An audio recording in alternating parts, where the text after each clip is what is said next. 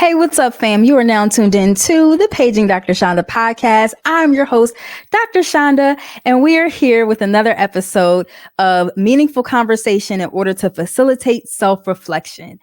Listen, y'all, I had to bring back my big sis, Allison Jordan, because the last time she was here, you guys were really resonating with some of the things that she was saying. And today we dug even deeper. That's right. We talked further about the spirit of abandonment, the spirit of rejection, and how that can manifest in an individual, and how sometimes that can make us feel stuck from being able to move on in life, stuck in a certain particular place. And we're going to hear a little bit more about Allison's journey to how she was able to approach this and how she was able to receive deliverance, how she walks through her deliverance every single day, because it's not a one and done deal type of situation. It's something that you have to continue to work toward. So that's what we're talking about today. I promise you, you don't want to miss it. So stay tuned after we go into our introduction. And as always, make sure you guys are liking and subscribing to the podcast. You are now listening to the Paging Dr. Chanda podcast, where we talk all things related to mental health, life lessons, and the culture. My goal is to help each and every listener pursue and center wellness. I'm your host, Dr. Chanda, licensed clinical psychologist.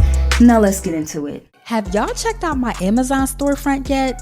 Listen, whether you're searching for last-minute date night outfits, perfecting your 4C curls, or delving into mental health books or enhancing your nail game, I've got you covered. Y'all know here at the Dr. Chanda podcast, we like to serve looks and books.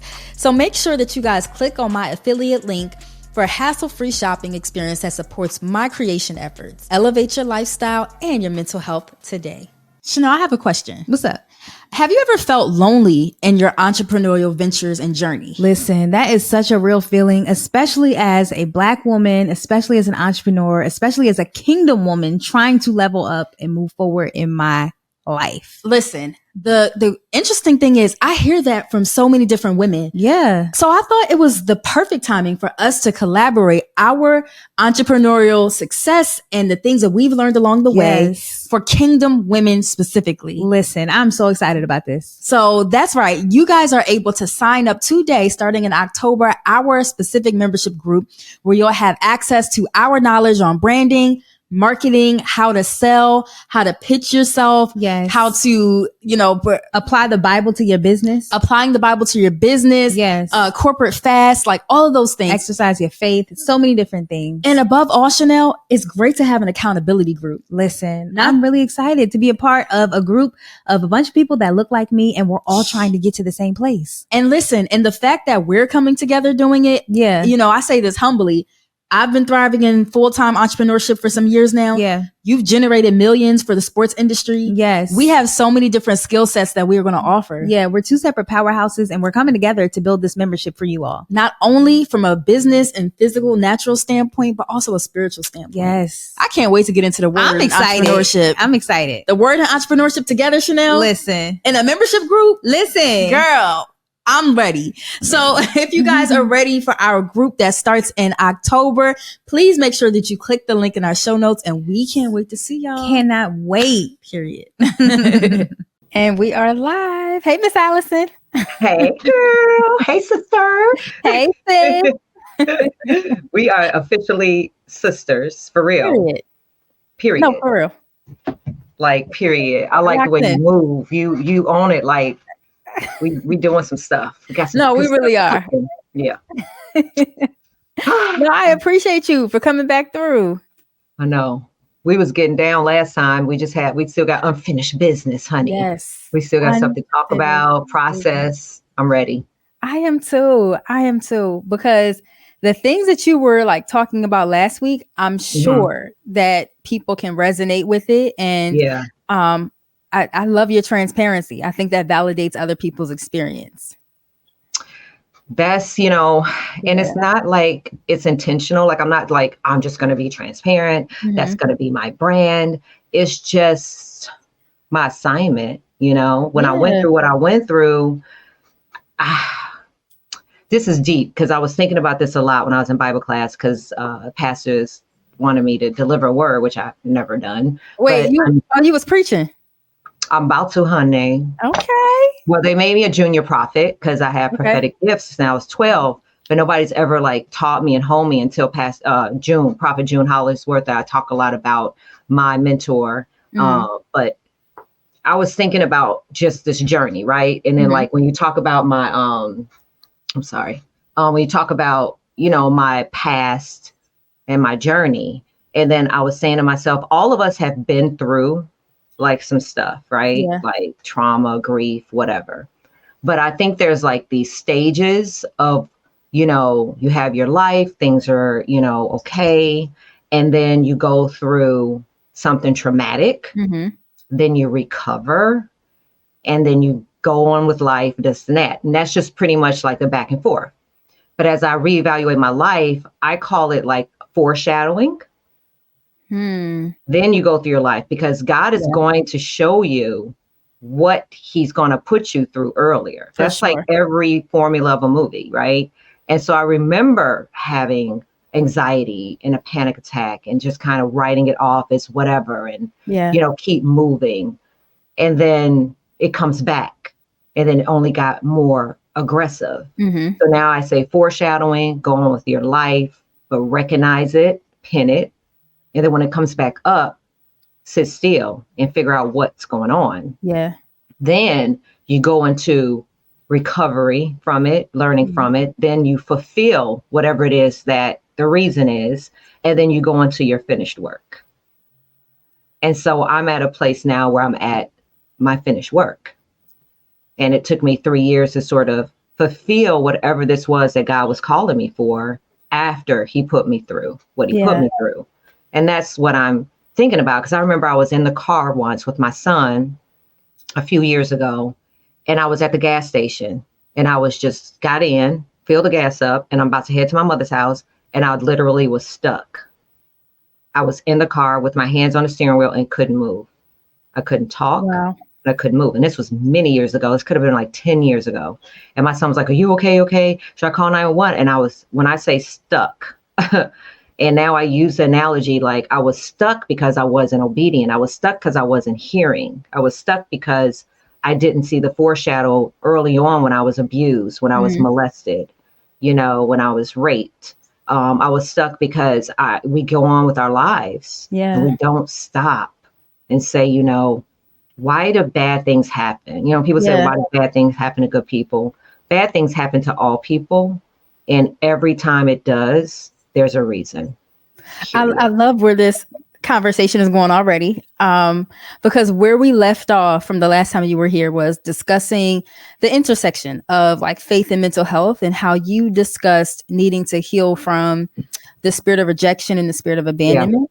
And we're definitely going to hop into that. But going off of what you said, the concept of like, you know, why do bad things happen to good people?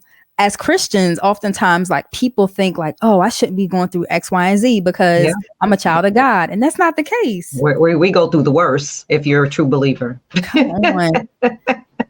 He's like, I'm going to show you better than I can tell you. Right. And the persecution, sometimes it can be used for the making. Exactly. Yeah. Exactly. That's the only way that we're going to be able to, you know, it doesn't matter if you're a Christian, atheist, whatever. When something happens, don't we all go, Mom? We call out to our mama or, oh God, you know, oh my God. You know what I'm saying? That is an instinctual, innate part of our soul that cries out to God.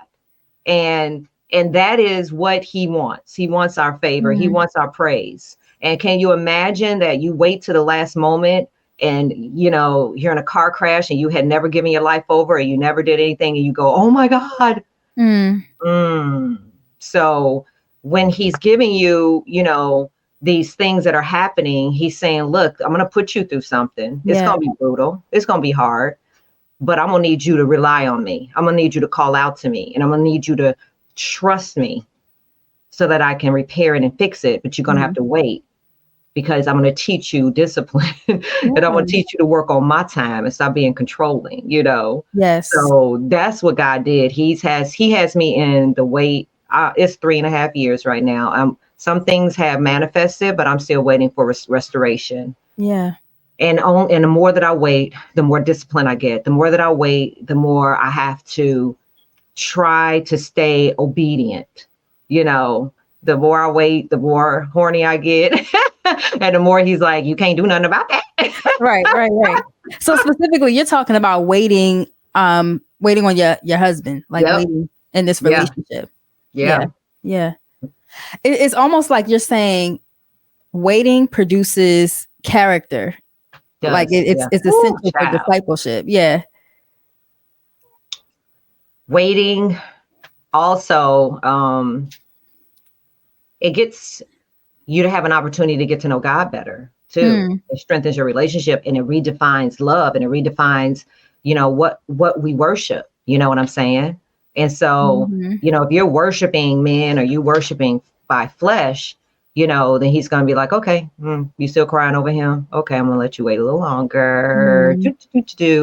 Because we're supposed to be crying and worshiping over him. Yeah. You know, if we as a people learn that, and I'm not trying to just preach to people, because some people, you know, maybe like, yeah, you know, I think the lesson is don't put so much value on man, period.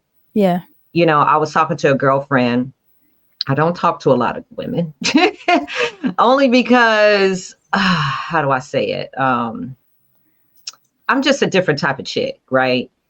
I'm not going to sit and talk to you over and over again about your man cheating on you over and over. And we're going to go out and have wine, and we're going to eat ice cream, and I'm going to hug you because after he cheated on you the first time, okay, that's what's up. That's fucked up. Then the second time, then the third time, it's like, okay, so you know you can leave. You know, you can like, because I can't coddle, repeat, you know, empathy seeking gestures, if that makes sense. I can't, you know, if somebody is beating the crap out of you and every weekend I got to hug you because he beat you in your black eye and I got to put ice on it, you can leave. And I do understand being in abusive relationships. And I do know it's hard. But after a while, if you were able to come to my house and tell me about it, you could stay at my house. And I've had many women stay here. I've had many people, families stay with me, escape, figure out a route. Do you understand? So my thing is, we all have a choice to do better and get better. And I think if God didn't rip my husband from me, I wouldn't have got the lesson. I would not be talking to you right now. I would not have been doing the stuff that I'm doing in mental health. I just wouldn't, because we didn't recognize the cycle, and we're sitting in the mud, you know, and we're just sitting in the mud, like laughing and having a good time. We got to get our asses up, wipe ourselves off, look around and say, let me just get out of this mud pit. Like, I'm looking fabulous, but I'm in the mud. That season of brokenness can certainly lead to breakthrough.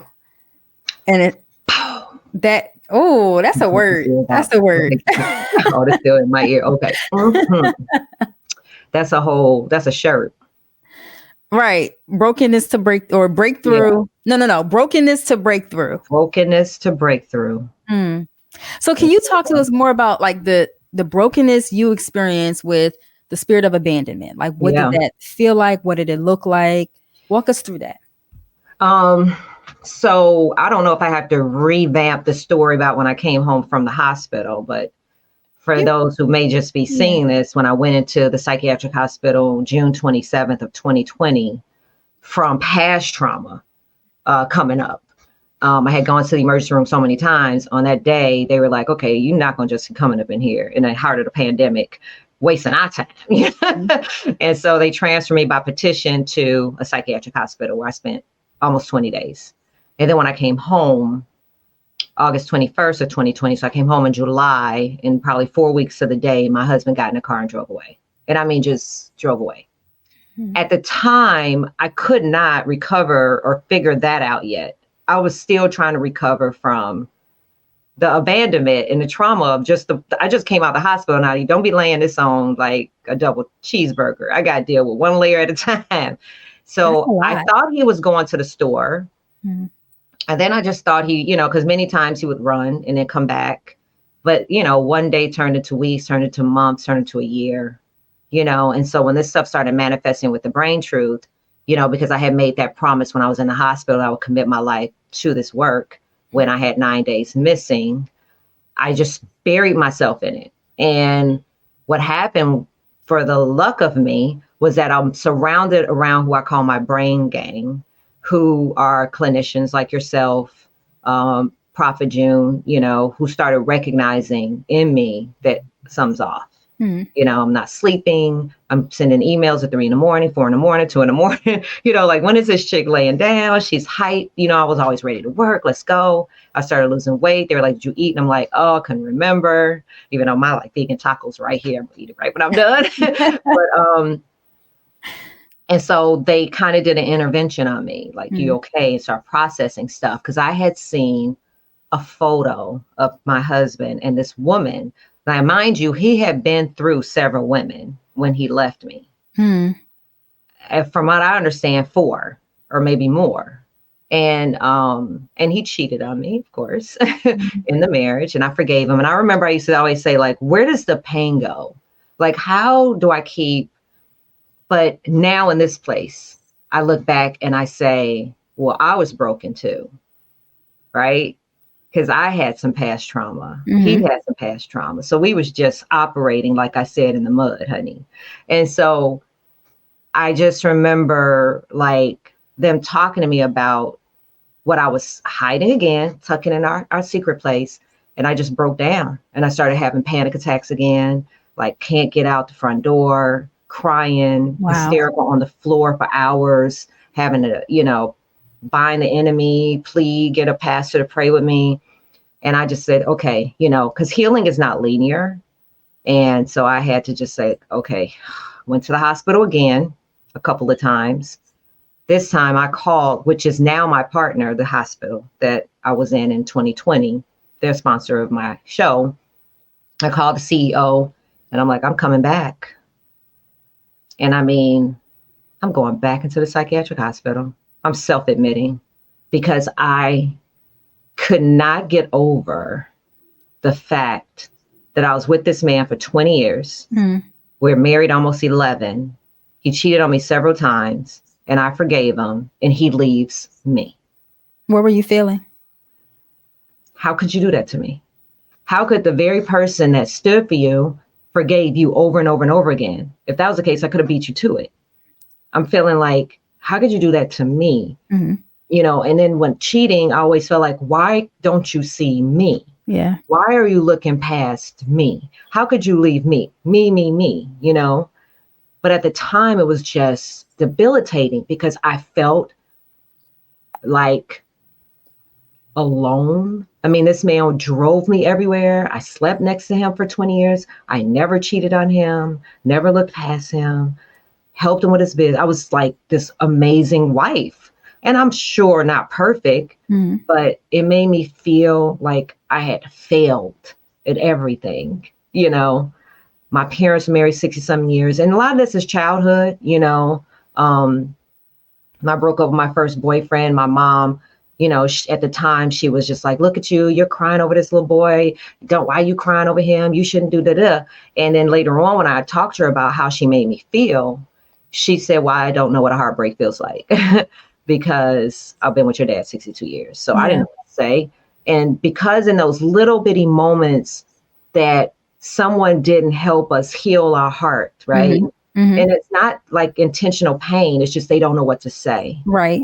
I always say the best thing to do is just be authentic. If you would have said, I don't know what to say because I've been with your dad, it would have changed, I believe, the trajectory. Because in that moment, I made a decision. I'm never going to tell my mother about my relationships. She's a marriage counselor. She's been married for, that would be the one you want to talk to, right? But people don't know when they get into those relationships or get into these dialogue with people, the first thing to do is just be authentic. Yeah. So I made a decision, just be authentic. I'm not going to make up stuff. I'm not going to villainize my husband. I'm just going to say, you know what? I felt like, because again, like I said earlier, if somebody's hitting you, cheating on you, don't cry about it. Don't be like, oh, I'm just going to stay and keep getting this. I can't keep saying I stayed with him because he cheated on me and I'm hurt because he cheated on me. I let that go. I have to make a decision. Am I double-minded? Do I love this man? Did God bring us together? Is he hurting? Does he have trauma? Does he need help? Does he need revelation, deliverance? And that's where I'm at now. But during that time, it was me, me, me. And I felt rejected. I felt abandoned. I felt like, how could you? How could you do this to me? And I stayed in that hospital for 25 days until I was able to let go, until I was able to fully forgive him, till I was able to look more inward to me and how was I operating broken in the mud? How was I operating, allowing a man to cheat on me several times and forgiving him? Am I forgiving him to make him look bad and make myself look good? Am I forgiving him because I have forgiving spirit? You know? And I had to analyze me before I came out of the hospital. It took me 25 whole days.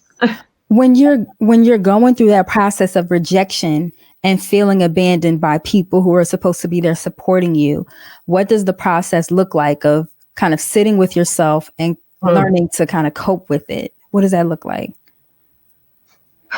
A lot of tears because it's layers to pain, stages to grief. It was like a death because it was like the hardest part, I think, You're fine. was him blocking me. Okay. And him just not talking to me ever again, just shutting me out. It was as if he deleted me. Wow. And then his mom, I called her and it was just like I had nobody. The only person I did have who really would understand was his grandfathers who had passed away. And I just felt like, and in your friends, you know, he ain't shit, girl. I wouldn't, you know, I don't care. And you can't have that buzzing in your ear. Yeah. You have to go with what you're feeling. You know, you have to go with what God is telling you. You know, right now, I don't want to hear that. And when you're talking about my husband, when you should just be holding me right now, again, that's rejection again on top of rejection. It's like, and so you do have to just sit alone.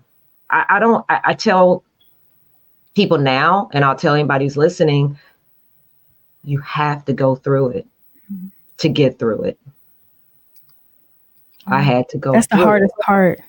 It's like debilitating, even now thinking about how many tears I shed. I used to cry every single Friday for almost 3 years. I don't know, how many Fridays is that? Like why every Friday? Because every Friday was the weekend and the weekend was our time. And I can't sit here and say we had a bad marriage.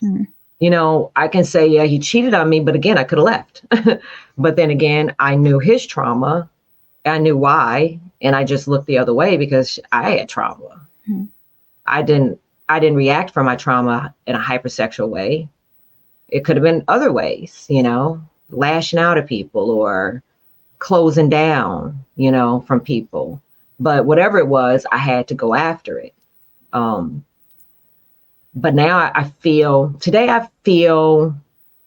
just kind of lonely and like, you know, not that man ain't asking me out and this and that, but I'm married and I don't care what anybody says.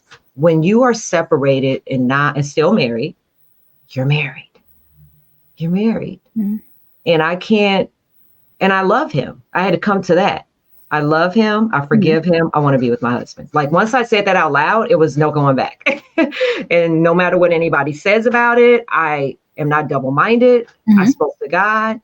All I ask for is that he gets the same help and healing that I got. And I believe God's going to deliver a new marriage because I'm standing for my marriage. It sounds like you had to go through this process of kind of accepting, yes, this person hurt me. And also, you know, this is something that I'm still invested in. I'm not giving this up. I'm not giving this up. Yeah. You know, I didn't tell you this, or I might have. I saw him about, let's see, when was Labor Day? September.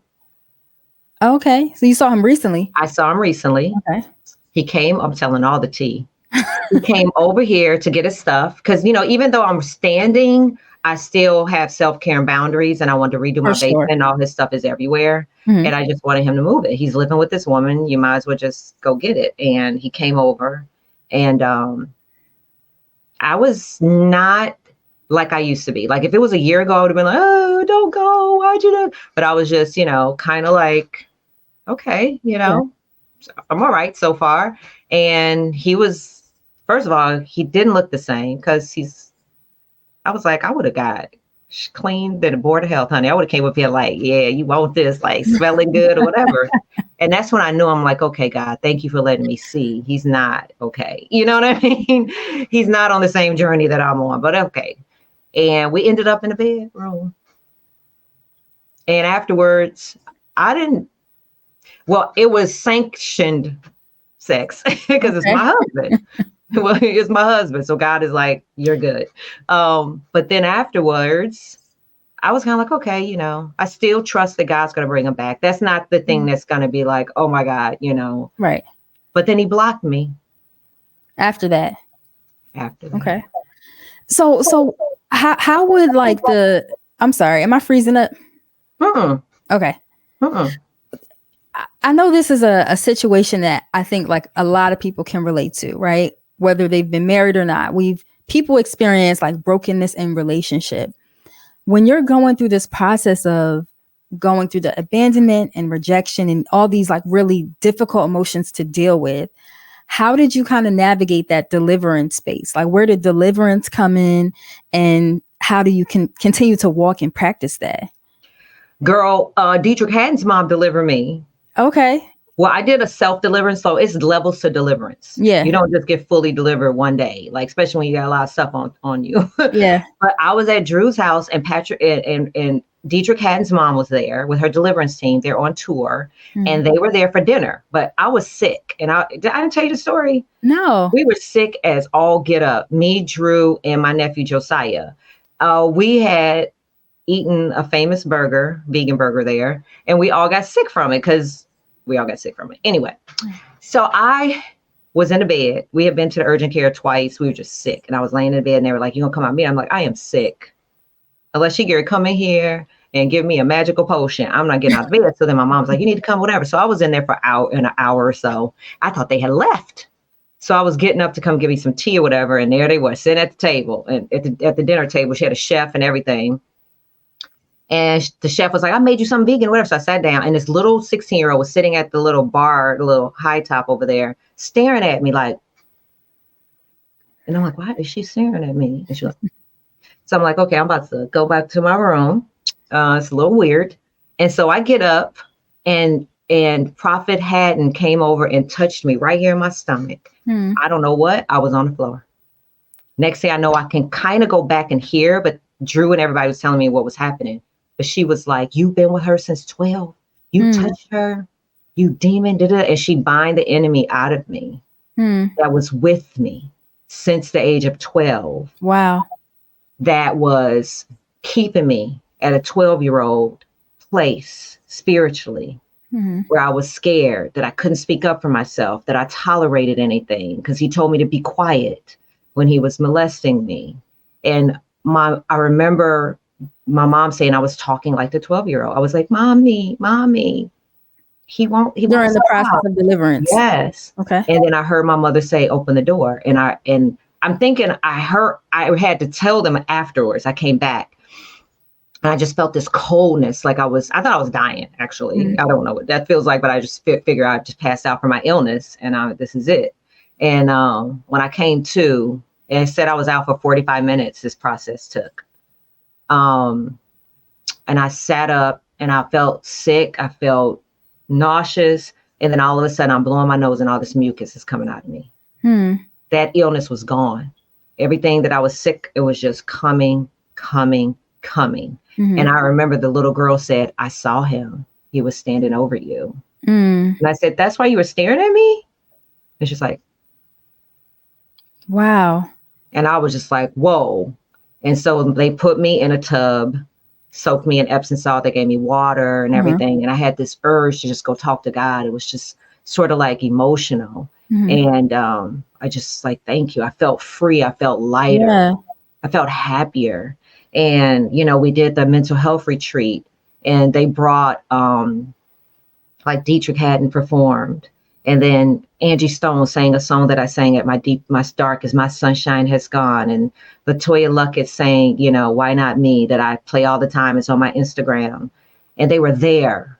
And I just remember the women coming around me and surrounding me and hugging me and like, we see you. And I just said, I felt like I was engaged to God and that was my wedding because everybody had on white and I was just crying. I was just letting go. It was a safe place for me to sort of just be like sad and hurt and vulnerable. And, Drew's always like every scene, a lot of scenes they didn't show, I was always crying, but crying is cathartic. I was in pain. Yeah. You know what I'm saying? Yeah. I was in agonizing pain, like, whew.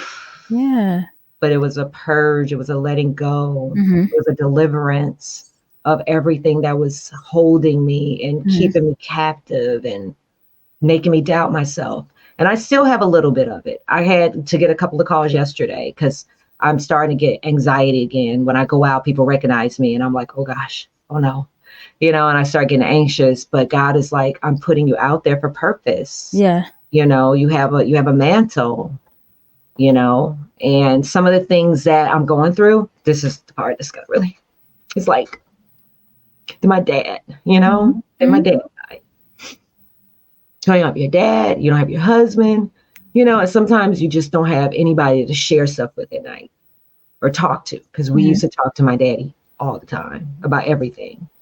And so that's the part that's kind of like, I'm still got the residual of like, okay, I talk to God, talk to Prophet June, talk to my pastor or whatever, but it's not the same, Absolutely. You can't lay on your pastor's lap and lay up in bed and eat popcorn, and those are the places. And I just think about my mom too, like 62 years, so we're still kind of like navigating, I don't know. And then I look at photos of what's happening over in Israel and Palestine, and it's just a sad time in general. But I want to share the rest of my life doing this finished work with my husband, with the one that God gave me. Yeah. And I'm a believer that, that still can happen. I do believe that. When you talked about like the process of deliverance, and you're right, like deliverance definitely is a process, right? So there was the moment where you actually had like the expelling or the expulsion of like the spirit that was vexing you at 12. And then, as believers, it's our job to continue to walk that deliverance out day by day. Right. And so this is a two-parter. So my first question is, do you think that the door to that, spirit that vexed you, do you think the door was the spirit of rejection and abandonment? And the second part, like, how are you walking this deliverance out day by day? Like, what are the practical practices that you're putting in place? Yeah, it was a literal portal.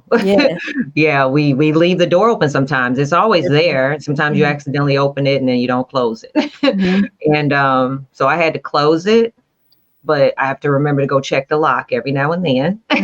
Make sure it's double bolted, because sometimes I'll be letting it a little slip in, So every day I've got to be reminded. First of all, I have to remember God loves me more than any man could ever love me. And he wants me to do this work, his will. And so I remind myself of that daily. I'm constantly in my word. I have to study. I have to understand the word. I have to live right. I have to be celibate. I have to, treat people with kindness. I remember God telling me, when people see you, they should see me. When they hear you speak, they should hear me. When you love, they should feel the love of me from your heart, from your soul. And so I have to do that kind of work, because forgiveness is hard. For sure. But there's 7 stages. I have to do the work. I have great mentors. I have great teachers that call me, by my coattail. Yesterday, I got a couple of calls from some of my mentors who the spirit was telling them that I was struggling, because I'm like, when he left, it was like, I never put gas in my car. I had to learn how to do that. I didn't know where to go get a tire. My air conditioner went out over the summer. My heater, something wrong. I got to know what to do, who to call, how to change my filter. Little stuff like that. I get a little teary eyed, just maybe simple, but it's just like, okay, what do I do here? I got learned how to use a hammer, a screw, you know, and it was just like, wow, I'm really out here doing this, like for real. But it's a reminder that, remember, whatever his story is about me, he believes, and whatever story I have about him, you know? And so I have to show growth. I can't say growth. Yeah. So I have to change my tire. I got to change the filter. I got to figure out how to use a screwdriver and a hammer. I got to stay in my word. I got to stay faithful. That's what growth looks like. You can't just say it. You got to actually get on your knees and get dirty. You know, you got to get back in the mud, but know how to get back out. That part. Yes. And so when you're, prior to us hopping on, you were talking about how you're like currently fasting. Is it okay to talk about? Okay. You're currently fasting. I wonder, does like regular fasting, does that play a role in you being able to stay in that, staying delivered from the things that once vexed you? Fasting. Yeah. I did a show, one episode of The Brain Truth. It was I had Prophet June and Dr. Gettys. So it was, what is the body doing physiologically and spiritually when you're fasting? Because a lot of people be like, I can't fast. I take medicine. I get it. You know, and from the doctor's standpoint, it's like, yes, you can. You can go a few hours without eating. Like, actually, your body's okay. It'll survive. You know, water, not so much. You can't go days. But what fasting does, it allows the spirit to regenerate. It allows your brain cells to regenerate. It allows you to sacrifice in a place where you're not desiring and lusting and wanting, you know, and it disciplines your body and your mind connection, because the brain and the gut are connected, to not want something, because food is something we need. It's not what we want, you know. We need nourishment, but you can get that in a peel form, in a smoothie. You know, your body needs certain things. We want to eat fries. We want to eat pizza. We want to do shots of tequila. You know what I'm saying? So for me, fasting is a way for me to say, I'm giving something up in this moment to just spend time with you. I'm sacrificing my wants for what I need. And what I need most in this moment is you, God. What I need most this moment is to continue to repair and heal, to continue to grow in my forgiveness and to my prophetic gift. That's what it does. It's like, turn off everything out there. And like, you know, I was spending time with my son. I told you earlier, I was hungry when I got off. That was 2 hours ago. I had been fasting and I was able to break my fast, but I ended up jumping in the car with my son. He pulled up to take me to the store. At that moment, I hadn't spent time with him in a while.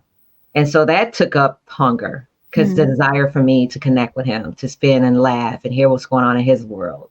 And if we do that with one another more, we would give up so many different things, you know, anger and whatever. And I want my husband to see who I am today. I'm proud of who I am. You know, I desire for him to know this woman, this version, this 2.0. That's what I'm looking more forward to than actually being with him. I want him to enjoy me, you know, because I'm that bitch. I'm that chick, you know. Even I just remember, like, you know, maybe if somebody was listening now and, you know, I remember times when he wanted to make love and I didn't, or I had a headache, or he wanted to go somewhere and I had an attitude. You know, I just feel like that'd never be me. I had to get here to, you know, remember, like, I played a role in some of the stuff that went down too. And so everybody needs to take a moment. Like, every second matters. Every second matters. Yeah. And if we just say every second matters, this man wants this, or my wife wants this, or just get up and make a sandwich, get up and do it. Just stop. Because what happens, you don't know what that end day is, or you don't know what that end thing is that's going to trigger that person to say, I can't, I'm gone. I'm out of here. And you can't rewind. You can't put the toothpaste back in the tube. And I'm just like, but when is he coming home? When you come home? When you come home? Like, God dang. Whew. Yeah. And I, you know, Miss Allison, I love your transparency, because this this type of vulnerability that you're sharing with the listeners today, I think it really helps people to see that, yes, you can go through the process of healing, you can go through the process of deliverance, but it doesn't mean everything is smooth sailing after that. Like you might still have your days where you might struggle. You might still have those days where, you know, you might miss your husband, or you might go through X, Y, or Z or whatever. Like deliverance, like a literally baby is a last week. process. In my therapy on Thursday, I don't even know what happened. Do I get my refund on the whole? You know, do you get a refund for crying for a whole hour? She was just like, and I'm like, why are you crying? Yeah, I mean, I was just crying because, you know, it's like the whole summer went by. You know, this woman loves for me to see their photos. She takes so many pictures. If you go to his Facebook, which we've never been Facebook friends. He blocked me. We just block each other. I just feel like it was fake. You know what I mean? Because we were like together. But now I'm like, dang, I need to see what's going on. But I've had people go on there and he doesn't post her. You know, it's like two alternate universes. You know, it's like his Facebook is all about who he is, and hers is like everything is him. And I'm just like, girl, and why do you want me to see all this? You know what I'm saying? Like, he's not celebrating you, but I did run into them together. That's some more tea. I ran into them together. Okay. When, recently? Weeks right after he came here. Oh. And he was trying to avoid me. But I was able to talk to her, meet her. I was like, I don't know you, but hey, girl. Hey, mistress girl. And I was like, I'm his wife. She knows who I am. She knows he's married, and she just don't care. You know what I'm saying? But she looked like she's also hurting. You know, she looked like she might be wounded. I'm not trying to down talk her or whatever. But it just looked unhealthy, both of them. And I was able to sit there and like say, look, you know, I don't know what your standards are, but all his stuff is still in my house. His mail is coming here. He left me this and that. But at this point, I just needed him to come get his stuff. And, you know, I told him what happened, whatever. And he was just like, he was standing there like this. He wasn't mad or anything. He was just probably like, Allison doesn't talk like that. Like, how is she speaking up? He betted on me being that person for 20 years, because I would run into women that he cheated with and I wouldn't say anything. So he was like, oh gosh, who is this? Why is she talking? You know, but he didn't say anything. He didn't recognize that version of you. He didn't recognize that version. I wasn't mean. I wasn't nasty. I was like, girl, you with my husband? I didn't come like that. I just came like, look, I'm married to him. I got to deal with this. But at the end of the day, I just want my basement cleaned out of his stuff, and I don't want to throw it away. You know, yeah, can you help me? Can we be a team? Teamwork makes the dream work. I don't know. But then when I was done and they walked away, like he was like, oh my God, you know, and she was just like, you know, can't believe this, you lied to me, this and that. But he's a liar. You don't know him. And so when I saw him walk away with her, I think for 1 second, I was like, wow, my husband just walked away, you know, and then I was like about to cry. And I was like, hold on, let me identify what these tears are. Let me stop. Hold on. Then I was like, okay, I'm proud of myself. Yeah. And that's where it was. I was just like, I'm proud that I showed the work that I actually did. Because normal women would have beat the hell out of her. You know what I'm saying? And him. It would like drag her hair. You know what I'm saying? You know, I was just proud that I was able to be seen, because that was my biggest thing. Like, you don't see me. Because you saw me and you were going to walk away from me. He was kind of like shoving me and shoving her, like trying to keep us apart. You don't see me. And I remember sometimes he would say like, you're not jealous, you know. And I used to be like, no, I'm not jealous. I used to always say that, but it was a cover. You know, I was jealous. Obviously, I am insecure. You know, I do want you to see me and love me. I don't want you, other women touching you. He didn't believe how hurt I am over that. And I didn't show that, you know. And so I don't want nobody touching my husband, sleep with my husband. No, but I don't think I showed that, because I thought that's what he wanted. And I was already hurt. So I was just like, I know if I don't say anything, and he told me the story about what happened to him, so I'm just going to make accommodations for him, because I know that's what happened when he was little, so that he can do this and do. No, that's unhealthy. And that's the goal, to recognize when it's unhealthy. It's unhealthy. Yeah. It's like, you know, and I'm not saying I want my husband back so bad that, you know, I don't demand fidelity, that I don't demand respect, that I don't, you know, you're coming back to somebody who did a lot of work, going through a lot of pain. I'm not that dumb. You know what I'm saying? That week, I'm actually stronger. I was weak. And so when people are like, well, I don't understand though, but if you could have anybody, you could, find a millionaire, you could find, because God gave that. And at the end of the day, even though he cheated, even though whatever, I know what it's connected to now because I went through healing. While I did certain things. His soul is pure. I would have not married him. I would not seen that, He's a good person. He's smart as hell. He went to FAMU. He's brilliant. You know what I'm saying? He's done a lot of great things in the world for men, for children, for youth. So I look at, why did you bring this person to me? Because I was mad for a minute, God, when I heard him say restoration and it was confirmed. And I was like, God, why would you want me to go through this? Because you're going to go through it differently. You're not going to be the same, So we gotta check ourselves. We gotta check ourselves. Absolutely. It's all about us. It ain't about them. Yeah. It's not about him anymore. Yeah. My crying in tears is just more about me. It's all about me, because one day I'm not going to shed a tear, but it doesn't mean I don't miss him. Doesn't mean I don't want him. It just means that I'm okay with the wait. I'm getting stronger every day. I'm crying less. I'm yearning less. And I'm just waiting for whatever this is that he's going to deliver to me. Because I had a girlfriend whose husband left her. The same thing happened. And I said, during this period, you need to be doing some work on you. And she was like, no, I just want my husband back. She's cry. And he came back. And I was a little kind of salty, like, oh, shit. Oh, what did you do? You just cried for 2 years. I've been praying and stuff. But he was still same patterns. And she couldn't deal with it because just because he came back doesn't mean he's repaired. Whatever brought him back, right? It means somebody's got to do the covering. And so because you cried for 2 years, it didn't do the work. He came back, yeah. But now they're doing worse than they were before because she can't take it and this and that.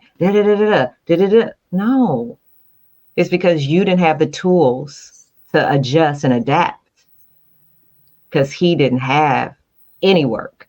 So I don't know if my husband has done any work, but I do know this, if he has or if he hasn't, I got enough for both of us.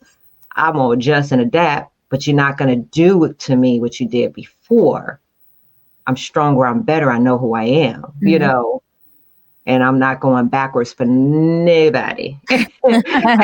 Nobody. So when are you writing the book? Because I feel like a lot of people can benefit from this story. Well, yeah. So the book is coming out February 14th. Okay. Advanced copies will be ready on Thanksgiving. Yeah. And my book is called Provide, Protect, and Love. Initially, when I was writing my book back in 2020, when I got the book deal, it was really about my whole life and my journey in Hollywood or whatever, and my mental stuff.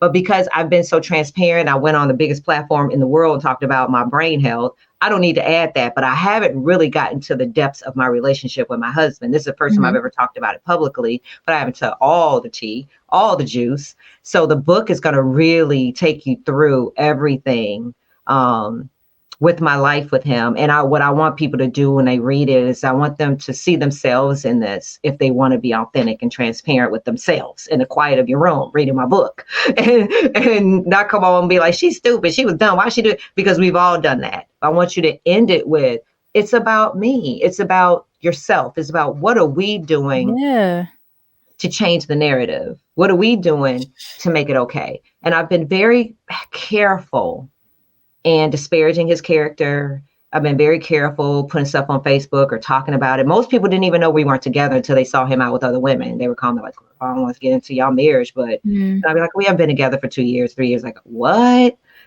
So I don't say, well, that nigga, I don't do any of that. I just don't, because at the end of the day, it's like you be careful, like, you tell your parents about your husband and stuff like that, and they don't like them. They can't get invited over for Christmas. Some things you just keep in your household. Sometimes you keep between the two of y'all. That's old school. That's some old school. Yes. Because back in the 70s, they used to be beating each other's butt in the street, honey. My grandmother carried a pistol, and so back then it was like, yeah, we're going to drag each other out the bar. We're going to whoop each other down the street, and we're going to go home and eat some Lenny's ribs, But I mean, sometimes you got to just keep it in your household till you fix it and figure it out together. Yeah. That's what's wrong with these reality shows. Everybody know your business. Everybody know. but yeah. Well, yes. Well, I can't wait to get the book and to read it because you're a wealth of knowledge. And I think a lot of people can benefit from hearing about how to navigate heartbreak and rejection and abandonment, because it's not easy and it can breed other things. Yeah. It's hard. Yeah. And if anybody say, I felt my heart literally break in my chest. Heartbreak. Love is hard.